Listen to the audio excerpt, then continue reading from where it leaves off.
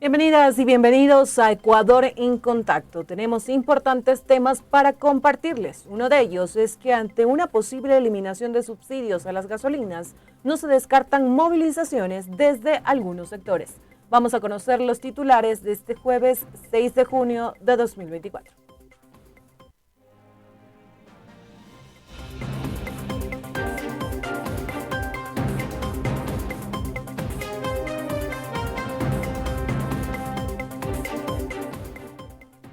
Fenocin no descarta apoyar movilizaciones si se eliminan subsidios a los combustibles.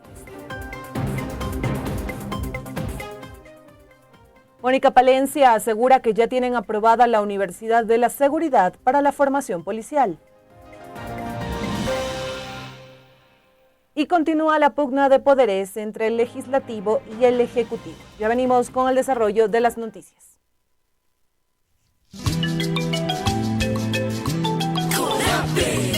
Coordinadora de Medios Comunitarios del Ecuador. CODAPE. Medios inclusivos y educativos. CODAPE.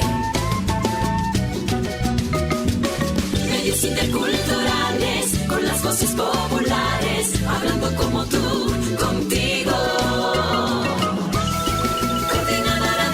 Comunitarios del Ecuador.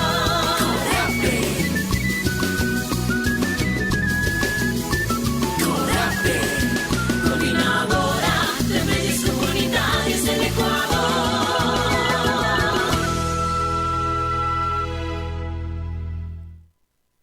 Iniciamos, amigos y amigas, y contarles que el viceministro de Gobierno Esteban Torres, mediante una rueda de prensa, dio a conocer la postura del Ejecutivo ante las últimas acciones de la Asamblea Nacional, como la aprobación a la enmienda al artículo 138 de la Constitución para que el Legislativo se pueda ratificar en sus textos con 70 votos y no con 92 como era antes.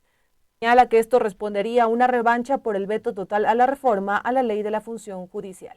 Nicole Mendoza nos cuenta más. Veamos. CODAPE informa. Y el país se integra. A través de una rueda de prensa, Esteban Torres, viceministro de Gobierno, dio a conocer varios puntos referentes a la coyuntura política, que al parecer están generando una pugna de funciones entre el Ejecutivo y el Legislativo. El primer tema que abordó fue la aprobación del Pleno de la Asamblea a la enmienda que modifica el número de votos necesarios para que el Legislativo pueda ratificar los proyectos vetados por el presidente, señalando que esto es una revancha ante los últimos proyectos que han sido objetados por el Ejecutivo. ¿Por qué se aprobó sorpresivamente la enmienda constitucional por la cual buscan destruir la posición de colegislador del presidente de la República, bajando el número de votos requeridos para imponerse a un veto del presidente? Consiguiente, el viceministro Torres denunció que el presidente de la Asamblea Nacional, Henry Kronfle, solicitó a la Corte Constitucional que anule el veto total del presidente Noboa a las reformas a la Ley de la Función Judicial. A nombre del señor Kronfle, presentó ante la Corte Constitucional el 30 de mayo del 2024 una petición buscando inducir al error a la Corte Constitucional para que interprete que el veto del presidente realmente tiene razones constitucionales y por ende tiene que ser un veto por constitucionalidad, no un veto total. Lo que significa, queridos amigos, que si la Corte aceptara esa petición, regresaría el veto a la Asamblea Nacional sin que ya el presidente pueda hacer algo más. Unas horas después, el presidente del Legislativo se pronunció al respecto con el respaldo de algunos líderes de bancadas. Que el señor Torres, Esteban Torres, dio su apoyo con su firma, aquí está el documento, Esteban Torres, con su firma apoyó el proyecto de enmiendas constitucionales. Durante sus declaraciones, el viceministro Torres afirmó que la Asamblea aprueba leyes que desestabilizan al gobierno y por esa razón el Ejecutivo continuará vetándolas, a lo que el presidente del Legislativo aseguró que esta decisión afectará a la ciudadanía. Si el gobierno veta totalmente toda ley que se apruebe en la Asamblea, ¿a quién perjudican? ¿A la Asamblea o al pueblo ecuatoriano? Es decir, el vocero hoy del gobierno que le está haciendo daño con la Asamblea Ahora le está haciendo daño al gobierno con el pueblo ecuatoriano, anticipándole que el gobierno no va a aprobar ninguna ley, por más buena que sea, que le beneficie al pueblo ecuatoriano. El viceministro de Gobierno indicó que está prevista una reunión con el sector indígena y social para dialogar y llegar a acuerdos sobre la eliminación de los subsidios a los combustibles. Reportó Nicole Mendoza, Corape Informa. Y el Ecuador se integra precisamente sobre el tema de esta posible eliminación de subsidios a los combustibles. Contarles que la Confederación Nacional de Organizaciones Campesinas, Indígenas y Negras, FENOCIN, apoyará una eventual convocatoria a movilizaciones si el gobierno insiste en eliminar los subsidios, tal como lo anunciara el viceministro de Gobierno Esteban Torres. Así lo dijo Gary Espinosa, presidente de la FENOCIN, quien agregó que el presidente Noboa no ha cumplido con lo que ofreció en campaña. Veamos sus declaraciones con Rolando Goyes. Corape Informa. Y el país se integra. Tras el anuncio que hiciera este miércoles 5 de junio el viceministro de Gobierno Esteban Torres de una posible eliminación de los subsidios a los combustibles este año, especialmente a la gasolina extra, Ecopaís y diésel, y que para ello se haría un proceso de socialización con varios sectores, desde la FENOCIN se mencionó que a esta organización indígena en ningún momento se ha invitado para tratar el tema. Así lo dijo Gary Espinosa. Y si no nos invitan, no tenemos por qué ir. O sea, deben por lo menos cortesía, invitarnos por teléfono, por teléfono, un mensaje de texto, cualquier cosa. O sea, no ha habido ninguna intención. Es decir, el gobierno quiere proponer esta situación de quitar los subsidios a los combustibles con sus compadres, con sus panas del alma, sus grandes empresarios, que son en definitiva los que han venido beneficiando entonces del subsidio al diésel, que es a 80 centavos, es decir, ellos pagan la mitad, han venido pagando no desde ahora, sino de todos los gobiernos anteriores. Menciona que eliminar los subsidios, tal como plantea el gobierno, no es más que responder a las exigencias del Fondo Monetario Internacional FMI, tras el crédito aprobado por $4.000 millones. Indudablemente la carta de intención dice eso, que deben de quitar los subsidios a los combustibles, la carta de intención dice que deben de implementar el trabajo por hora, entre otras cosas que dice la carta de intención, de manera que ellos dicen que es para, como quien dice, darle salud a las finanzas públicas, pero sin embargo no vemos la intención de la salud, porque si no hubieran perdonado los $3.000 millones que perdonó Revolución Ciudadana, perdonó Partido Social Cristiano y ADN en diciembre. Por lo que en Asamblea General de la FENOCIN este 15 de junio en Guaranda se definirán las acciones. No se descarta que una de ellas sea movilizarse. Nosotros estamos listos para salir a las calles si es que lo amerita, si es que el gobierno nacional no hace caso, si no conversa, no dialoga, estamos listos también para la movilización popular y no nos asusta el hecho de que nos amenacen con represión porque estamos en esto siempre desde la dictadura militar. De la misma manera reiteró que en lo que va del mandato del presidente Daniel Noboa no ha cumplido sus promesas de campaña, en la que dijo no subiría el IVA, que se controlaría a la delincuencia y que se generaría empleo. Reportó para Ecuador en Contacto, Rolando Goyes García. Corape Informa. Y el Ecuador se integra y seguimos informando a través de este espacio comunitario y volviendo a los temas legislativos, contarles que varias bancadas de la Asamblea Nacional se pronunciaron acerca del comunicado emitido por el presidente Daniel Noboa, en el que anuncia su veto total al proyecto de ley que aseguraba la asignación directa y oportuna de recursos a los gobiernos autónomos descentralizados, una ley que ya fue aprobada por el Legislativo. Sin embargo, desde Revolución Ciudadana y el Movimiento Construye rechazaron este veto presidencial, señalando que esto perjudicará a la ciudadanía. Nicole Mendoza nos cuenta más. Corape Informa. Y el país se integra. Desde el Legislativo hubo varias reacciones al veto total que el presidente Daniel Noboa planteó a la ley para la asignación directa y oportuna de recursos de los ingresos permanentes y no permanentes destinados a los gobiernos autónomos descentralizados. Según el gobierno, su objeción se basa en que esta aprobación de ley por parte del Legislativo afectaría las finanzas públicas y la estabilidad económica del Estado. En respuesta a esta decisión, Gisela Garzón, asambleísta de Revolución Ciudadana, señaló que este veto terminará perjudicando a los ecuatorianos. Si bien se esperaba, me parece que es una respuesta además abrupta y en desconocimiento total de lo que el mismo gobierno hace, que es no asignar los recursos a los gobiernos autónomos. Si es que los recursos se asignaran a tiempo, no sería necesario que haya una ley que le obliga al gobierno a asignar los recursos. Por lo tanto, los que pierden ahí ni siquiera son los prefectos o los alcaldes, sino la gente que deja de recibir obras. Lo que parece esto es una respuesta a la decisión de modular el tema del veto presidencial, porque se ha utilizado a modo de chantaje y no a modo de colegislador como corresponde. A estas declaraciones se sumó el Movimiento Construye, que como bancada rechaza totalmente este veto presidencial y exhorta al presidente Noboa a respetar el mandato constitucional. ¿Qué dice la Constitución?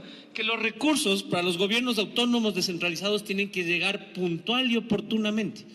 Lo que en esta ley que nosotros aprobamos mayoritariamente en la Asamblea era garantizar que los 5 primeros días de cada mes, estos gobiernos autónomos descentralizados, que están compuestos por ecuatorianos, por personas que hacen su trabajo, les lleguen los recursos para que no se rompa la cadena de pago. Rechazamos como bancada profundamente esta falta de criterio y solidaridad, porque aquí al cabo, aquí lo que nosotros luchamos es el bien de todos los ecuatorianos. De igual forma, el presidente de la Asamblea Nacional, Henry Kronfle, mencionó que acudirá a la Corte Constitucional para que se analice este veto total, ya que es una obligación del gobierno otorgar estos recursos. Y recién recibimos el veto total, el segundo veto total, afectando a los ciudadanos del país a través de los gobiernos autónomos descentralizados, prefecturas, juntas parroquiales, alcaldías, diciendo una barbaridad, que esto es inviable para el presupuesto general del Estado. El gobierno lo único que hace es recaudar ese dinero, es el que se asigna como el recaudador, no es el dueño del dinero. Al ser una objeción total, esta ley no podrá volver a ser tramitada por la Asamblea Nacional hasta dentro de un año. Mientras tanto, los gobiernos autónomos descentralizados deberán recurrir a otras iniciativas para mantener su financiamiento. Reportó Nicole Mendoza, Corape Informa. Y el Ecuador se integra y pasamos de inmediato a otros temas y contarles que el presidente Daniel Noboa aseguró que ante las acciones violentas de organizaciones delincuenciales, la Policía Nacional y Fuerzas Armadas responderá con más fuerza.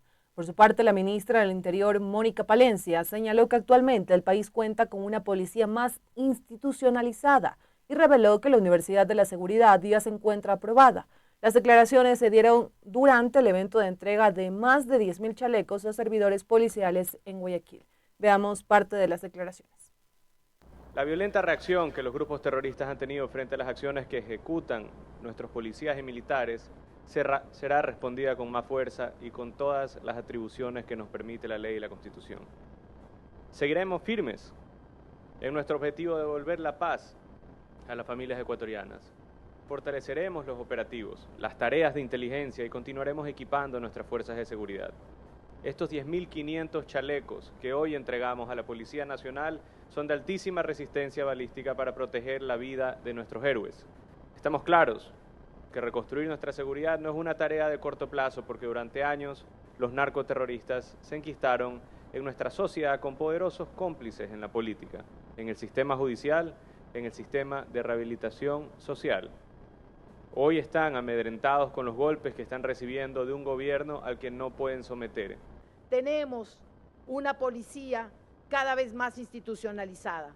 Tenemos ya aprobada la Universidad de la Seguridad que va a dar formación policial a nivel universitario con mucha fuerza.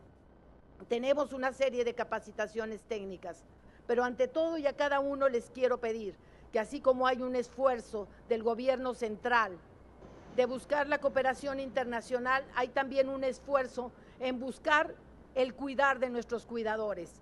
Prueba de ello es la entrega de estos chalecos. Vendrán muchas otras entregas. Ojalá contemos con todo el equipamiento que necesitamos, pero no vamos a crecer solo en equipamiento.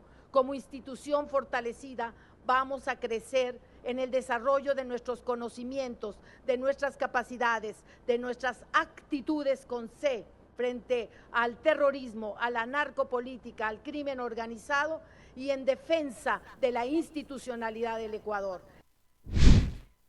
Y contarles que hoy jueves 6 de junio el Departamento del Tesoro de Estados Unidos anunció sanciones al grupo de delincuencia organizada Los Lobos y a su líder, Wilmer Giovanni Chavarría Barre, conocido como Pipo. En un comunicado difundido en su página web, señalan que los Lobos se han convertido en la mayor organización de narcotráfico del Ecuador y contribuye significativamente a la violencia que azota al país. Y a su vez recuerdan que esta acción se suma a la del 7 de febrero contra los choneros. Pero ¿qué implicaciones tienen las sanciones? El comunicado del Departamento del Tesoro señala que todas las propiedades e intereses en propiedades de los Lobos y de alias Pipo que se encuentran en los Estados Unidos o en posesión de personas estadounidenses están bloqueadas desde este 6 de junio. También, entre otras cosas, se bloquea cualquier entidad que sea propiedad directa o indirecta, individualmente o en conjunto de la agrupación delictiva y de su líder.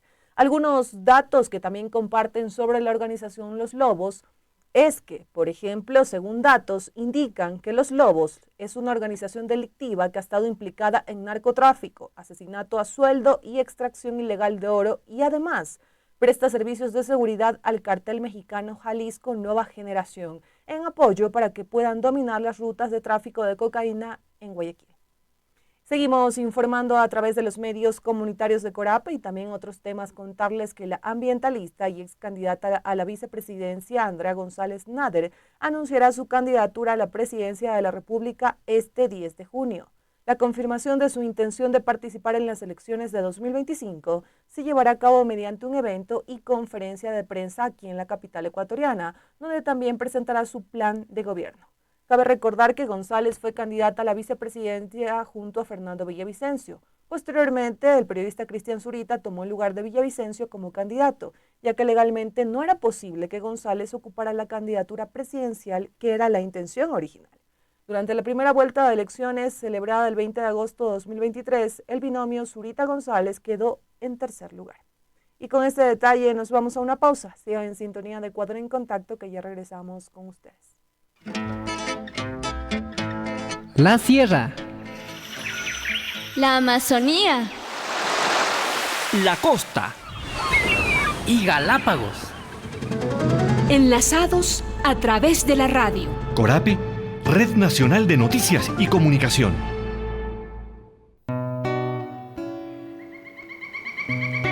Conservar el ecosistema es un deber. ¿Pero sabías que la principal especie en extinción es el ser humano?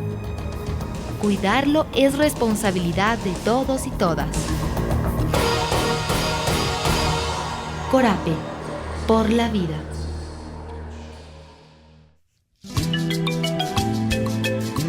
Corape, Coordinadora de Medios Comunitarios del Ecuador. Corape, medios inclusivos y educativos.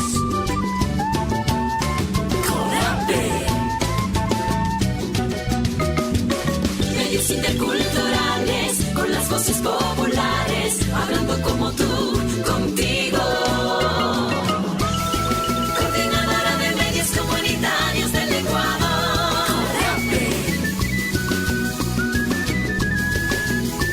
Corape, Coordinadora de Medios Comunitarios del Ecuador.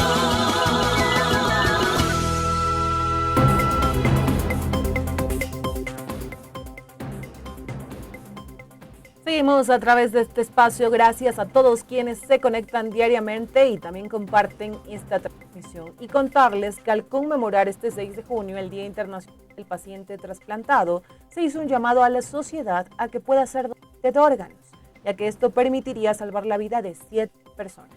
En este contexto, se mencionó que en el Ecuador no existe una conciencia de la importancia de donar nuestros órganos al momento de morir. Rolando Goyes nos presenta el reporte. Veamos, Corape informa. Y el país se integra.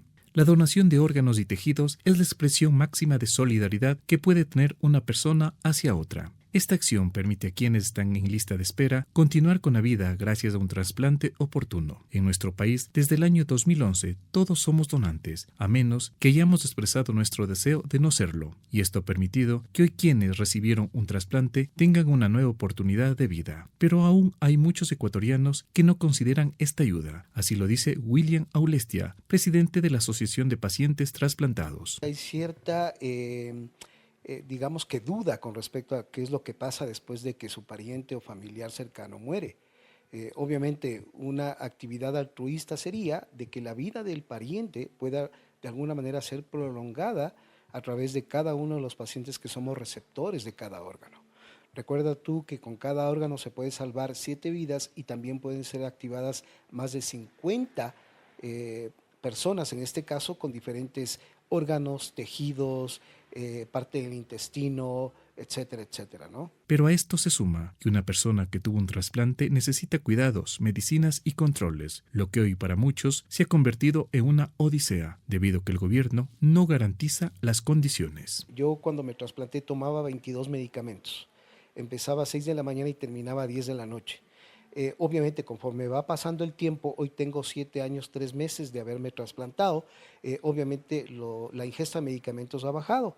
En promedio tomo 6, 7 medicamentos al día. En promedio un paciente trasplantado, si no cuenta con la ayuda del gobierno, del Estado y la entrega inmediata de medicamentos inmunosupresores, más o menos debería tener entre $500 y $600 mensuales para poder cubrir este tipo de requerimientos. Por lo que considera oportuno que las autoridades den una solución a este sector de la población, ya que al no contar con sus medicinas corren el riesgo de complicaciones. Seguimos insistiendo en la necesidad de hacer mesas de trabajo para conjuntamente ver cuáles son las mejores estrategias de poder mejorar este ineficiente, caduco, abusivo y perverso sistema de salud. Nosotros dependemos de por vida de los medicamentos, Rolando, y en este caso no tenemos el tacrolimus, que es un principal inmunosupresor para seguir manteniendo una calidad de vida. Donar órganos o tejidos salva la vida o mejora la salud de las personas que necesitan un trasplante. Entre algunos órganos que se puede donar está el corazón, pulmones, páncreas, hígado y riñones. En cuanto a tejidos, constan las córneas, la piel, válvulas cardíacas y huesos. Declaraciones que se dieron a propósito que este 6 de junio se conmemora el Día Internacional de los Pacientes Trasplantados. Reportó para Ecuador en Contacto, Rolando Goyes García. Corape informa. Y el Ecuador se integra. Te agradecemos, Rolando, por ese importante reporte. Y continuamos con más noticias y contarles que tras un caso de sicariato registrado en el centro de Cuenca, hecho que ha conmocionado a la ciudadanía de la capital Azuaya, el gobernador de esa provincia, Luis Santiago Malo, junto a los altos funcionarios de la Policía y Fuerzas Armadas, brindaron detalles del accionar que han emprendido para enfrentar la inseguridad. Veamos el siguiente video desde la gobernación. Distinguidos ciudadanos, hemos visto que ha habido uno que otro incidente durante el transcurso de estos últimos días y preocupados como desde el primer día de la seguridad de la ciudad y de la provincia, el día de hoy estamos en un trabajo articulado con policía y militares para armar una serie de operativos de control en los determinados barrios de la ciudad. No es que no estamos preocupados de los barrios, para nosotros es prioridad 1 la seguridad de la ciudad y de la provincia.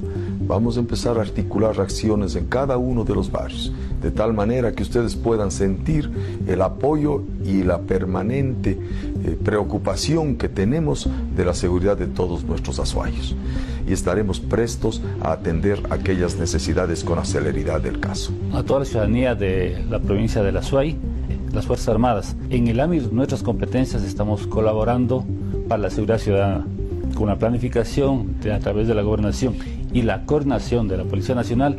Estamos apoyando en todos nuestros sectores, tanto en el control de Turi como en las operaciones CAMES que hacemos de manera coordinada con la Policía Nacional. Fuerzas Armadas siempre está apoyando a la seguridad de toda la ciudadanía. Ponerles en conocimiento que la Policía Nacional, a través de sus 3 ejes, especialmente el eje preventivo, que realizará acciones preventivas y de contacto con la ciudadanía a través del policía de barrio y policía comunitaria, donde atenderá las necesidades de la ciudadanía, pasará a la articulación con los otros 2 subsistemas. Esto quiere decir inteligencia y el investigativo, con la finalidad de poder tener resultados positivos operativamente hablando en lo que se refiere al servicio a la ciudadanía en temas de seguridad. Planificaremos para estos próximos días con mayor intensidad en lugares focalizados operativos e interinstitucionales con los cuales vamos a tener mejores resultados en pro de la seguridad. Por el momento nos mantenemos con los operativos en toda la ciudad, en toda la provincia, con la finalidad de que en conjunto con las autoridades, en conjunto con la ciudadanía, podamos mantener de mejor manera los niveles de seguridad acá en nuestra provincia. Y continuando con más temas relacionados a la crisis de seguridad que está atravesando el país, contarles que Graciela Estrella, presidenta de los barrios de Cuenca, señaló que hay una creciente inseguridad en la capital Azuaya, lo que demanda que las autoridades tomen medidas de seguridad urbanas. Además, recalcó que los gobernadores, como representantes del Poder Ejecutivo, deben asegurar la protección ciudadana, ya que es su deber. El testimonio es recogido por nuestros compañeros de Radio Católica Cuenca. Veamos. Así es, no hay día en que no dejemos de escuchar, ya sea por los medios de comunicación, redes sociales y a nuestros vecinos en la propia calle, el temor de la inseguridad que estamos viviendo aquí en la ciudad. Antes de ayer nomás fuimos testigos de un crimen terrible que se dio en pleno centro de la ciudad de Cuenca. Un ciudadano cayó abatido a tiros y sí causa conmoción social todas estas cosas de vacunadores, asaltos, secuestros. Se ingresan sujetos a los locales comerciales y la inseguridad es el tema primordial en el que debe centrarse, pues no las diferentes instituciones que son la competencia para poder dar seguridad a la ciudadanía. E inclusive dice que se trata de temas, de casos aislados. ¿Cómo podemos hablar en esa situación? Yo más bien hago un llamado a las diferentes instituciones que se tome en serio el tema de la seguridad en nuestros barrios, en nuestra ciudad, ya que Cuenca es un lugar, un recinto ahora turístico, pues se tiene que dar también la seguridad a los propios y extranjeros y todo que vienen acá a la ciudad. Se debe tomar medidas más reales y contundentes, sobre todo a enfocar la problemática. Siempre son los propios barrios, el mismo ciudadano el que busca la defensa al ver de pronto la poca actividad o inactividad de las instituciones, de algunas instituciones sobre todo, son los que en los mismos barrios se ha logrado poner cámaras, pero que tienen costo para los ciudadanos, ¿no? Cámaras de seguridad privada, alarmas y todo, organización dentro de los barrios, pedir a las autoridades que se doblen los patrullajes. Casi no se ve en los barrios ya las unidades de patrulla para que se den la vuelta y sepan qué es lo que está sucediendo. Hay lugares también donde hay montículos que vengo diciendo que se corte, que se talen los árboles de pronto, que están siendo lugares propios o propicios para que se den la delincuencia, ¿no? Temas también de barrios o avenidas que están sin el alumbramiento adecuado. Hay algunas luces que están muy opacas, eso es lo que han pedido también muchos barrios, que exista la colocación de cámaras en los lugares debidos y adecuados en zonas rojas, que ya la policía mismo lo tiene sitiado, saben en dónde están estos lugares. Ese es el pedido de nuestros barrios, de nuestros ciudadanos, ¿no? Le agradecemos a nuestros compañeros de Radio Católica Cuenca por ese reporte y antes de despedirnos, contarles que mañana viernes 7 de junio se programaron cortes de electricidad en áreas de Guayaquil, Puerto Viejo, Babahoyo, Santa Elena y Eloy Alfaro. La Corporación Nacional de Electricidad CNEL indica que estos cortes son necesarios para el mantenimiento de la red eléctrica. En Guayaquil, en la provincia de Guayas, la interrupción será de la medianoche a 3:30 de la mañana en la Nueva Prosperina, específicamente en la tercera calle entre la Primera y Quinta Avenida, donde se cambiarán postes y se transferirán redes eléctricas.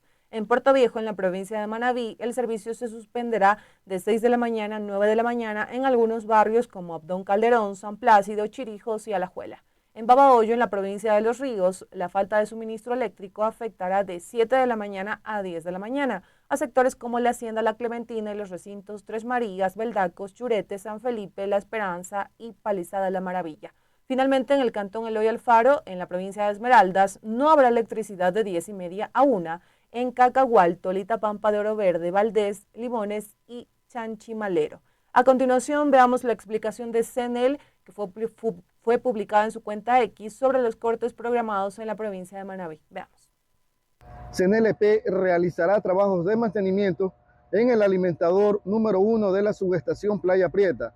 Este alimentador se dirige hasta el sector de San Plácido, en una distancia aproximada de 90 kilómetros.